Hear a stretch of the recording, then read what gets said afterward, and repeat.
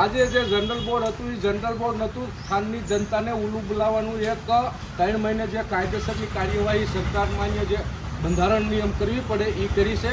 આના તો સહયોગ ગઈકાલે રાત્રે થઈ ગઈ છે કે જનરલ બોર્ડની સહયોગ જે હોય એ આગલા દિવસે રાત્રે થઈ ગઈ છે. ઘીરે ઘીરે જઈ અને સભ્યોને રાત્રે સહયોગ લઈ લીધી. અને અત્યારે જે તમે ચીફ ઓફિસર સાથે વાતચીત કરી એ બાબતે શું કહેશો? ગામની જનતા પાણી વગર, સફાઈ વગર, ભૂગર્ભ ગટરથી જે ઉભરાતા ગામના પાણી આવે છે પીવાનું પાણી, જે બાબતે મેં અત્યારે ચીફ ઓફિસર સાથે વાત કરી. એમને કીધું 1 મહિનાની અંદર અમે પર્સનલ અમે અમારી રીતે કરી અને જેટલું થશે એટલું સારું કરશું. પણ આ બોડી 1.5 વર્ષ 1.5 વર્ષ થવા આવી છતાં એમના 25 સભ્ય જો ભેગા ન બેસી શકતા હોય તો એ ગામનો વિકાસ કરી શકતા નથી.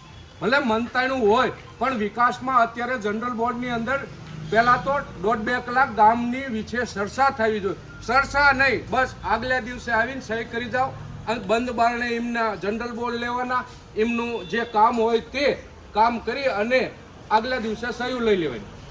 અત્યારે જે જનરલ બોર્ડની મીટિંગ હતી 3 વાગ્યાનો ટાઈમિંગ આપવામાં આવ્યો હતો. અરે 3 વાગ્યા પહેલા 2:30 વાગ્યા તો જનરલ બોર્ડના આગલા દિવસે તો એ સહયોગ કરીને વહી ગયા હતા. બંધ બારણે એ જનરલ બોર્ડના 5-7 સભ્યો જે હતા એમને અંદર થોડી જાજી ચર્ચા બંધ બારણે કરી છે. કોઈ પણ ગામનો એક પણ નગરજન નહોતો. ખરેખર જો એમને ઓપન જનરલ બોર્ડ રાખવું હોય, ગામનું હિત ઈચ્છતા હોય તો આ જનરલ બોર્ડ પીપળાના ચોકની અંદર રાખવું જોઈએ અને ગામની જનતા બોલે અને નગરપાલિકાના 25 સભ્યો સાંભળે ઈ જનરલ બોર્ડ કહેવાય. આ તો એમના બધું જે સ્વાર્થ ને જે હોય એ બાબતે જે નાની મોટી વાતો હોય એ કરવા બાબતે બોલાવ્યું છે. બાકી જનરલ બોર્ડ તો 25 સભ્ય ચોકમાં બેસે અને ગામની જનતા બોલે અને એ સાંભળે તો જનરલ બોર્ડ કહેવાય. હું એવું માનું છું. પણ આ જે જનરલ બોર્ડની મીટિંગ હતી એમાં પોલીસ પ્રોટેક્શન માંગવામાં એનું શું કારણ હોય? હવે ઈવડાઈને ખોટું કરવું છે એ માણસ હરા કાયમ બીતો જ હોય છે આ જનરલ બોર્ડની અંદર.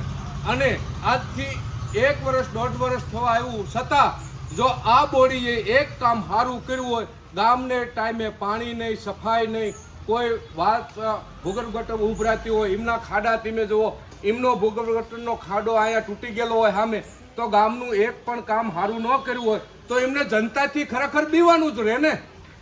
આપ જનતાને સંદેશ આપવા માંગશો? હું જનતાને કહું છું જ્યાં જ્યાં જરૂરિયાત હશે અહીંયા અમારી કોંગ્રેસની ટીમ જનતા સાથે ઊભી છે અને પાણીનો પ્રશ્ન અત્યારે મોટો છે. એ બાબતે અમે અત્યારે ચીફ ઓફિસરને વાત કરી અને એ બાબતે જલ્દી ને જલ્દી પાણીની સમસ્યા અત્યારે મુખ્ય જરૂર ઉનાળાના સમયમાં પાણીની હોય છે ગામની જનતાને, એટલે જલ્દી ને જલ્દી પાણીની વ્યવસ્થા થાય એવી અમે નગરપાલિકાના ચીફ ઓફિસર શ્રીને રજૂઆત કરી. એમે કોઈ આયા રજૂઆત પાણીની, સ્ટ્રીટ લાઇટ, સફાઈની બધી કરેલી છે.